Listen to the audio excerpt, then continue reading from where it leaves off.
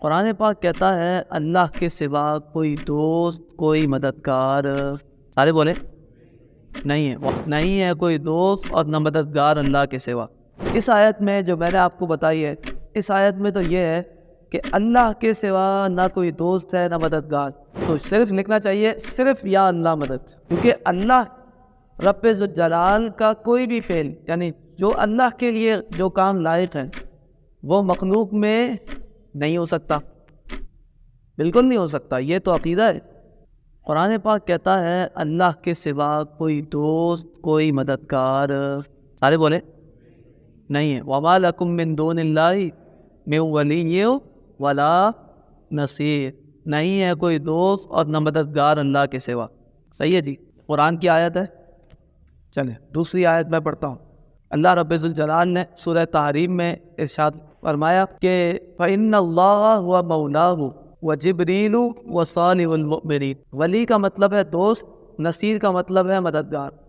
اس آیت میں جو میں نے آپ کو بتائی ہے، اس آیت میں تو یہ ہے کہ اللہ کے سوا نہ کوئی دوست ہے نہ مددگار، یعنی اللہ کے سوا کسی کو مدد کے لیے نہیں پکارنا چاہیے، نہیں پکارنا چاہیے۔ صحیح ہے، تو صرف لکھنا چاہیے صرف یا اللہ مدد۔ کیا لکھنا چاہیے؟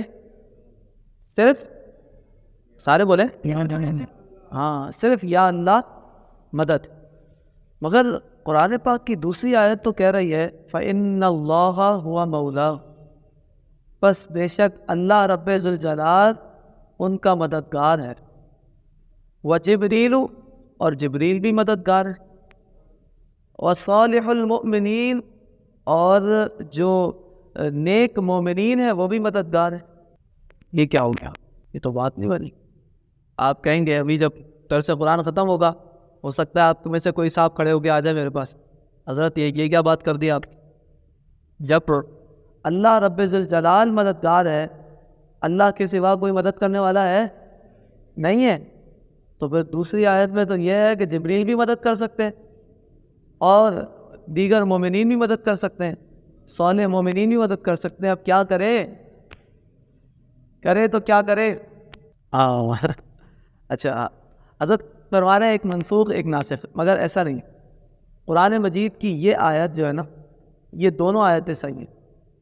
اب جب دو آیتیں ایک ساتھ آ گئی تو اب ہمارے لیے ضروری ہے کہ کوئی نہ کوئی ایک بات ہے اس میں سے جو اللہ کی مدد میں اور مخلوق کی مدد میں، یعنی جبریل اور تمام مومنین کی مدد میں مختلف ہے، کیونکہ اللہ رب ذوالجلال کا کوئی بھی فعل، یعنی جو اللہ کے لیے جو کام لائق ہے وہ مخلوق میں نہیں ہو سکتا، بالکل نہیں ہو سکتا۔ یہ تو عقیدہ ہے کہ اللہ رب ذوالجلال اس کی شان الگ ہے اور مخلوق تو مخلوق ہے، تو اس کی بنائی ہوئی ہے، وہ اس کے برابر کیسے ہو سکتی ہے؟ اور یہاں تو کیا ہو رہا ہے؟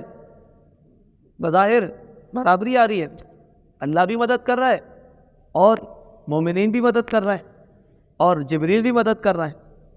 تو علماء فرماتے ہیں، اسی لیے میں کہتا ہوں قرآن خود سے نہیں پڑھو، ترجمے سے قرآن پاک، وہ جو آج کل نہیں وہ سوشل میڈیا پہ بہت زیادہ ہے، بھئی قرآن پاک اٹھاؤ خود سے پڑھو، علماء کی صحبت میں بھی بیٹھو۔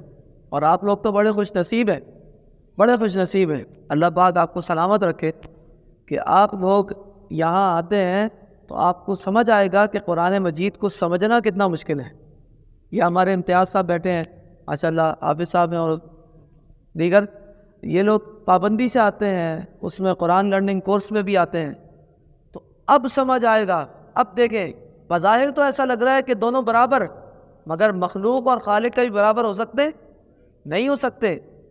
اب سنیں، علماء فرماتے ہیں اللہ مدد کرتا ہے مگر حقیقی طور پر، مگر سارے بولے حقیقی طور پر، اور مخلوق جو مدد کرتی ہے، یعنی جبریل ہو، میکائیل ہو، اسرائیل ہو، اسرافیل ہو، یا کوئی بھی ولی ہو، صالح مومنین ہو، غوث اعظم ہو، کوئی بھی ہو، وہ اللہ کے مدد کرنے سے مدد کرتے ہیں، اللہ کے عطا سے کرتے ہیں۔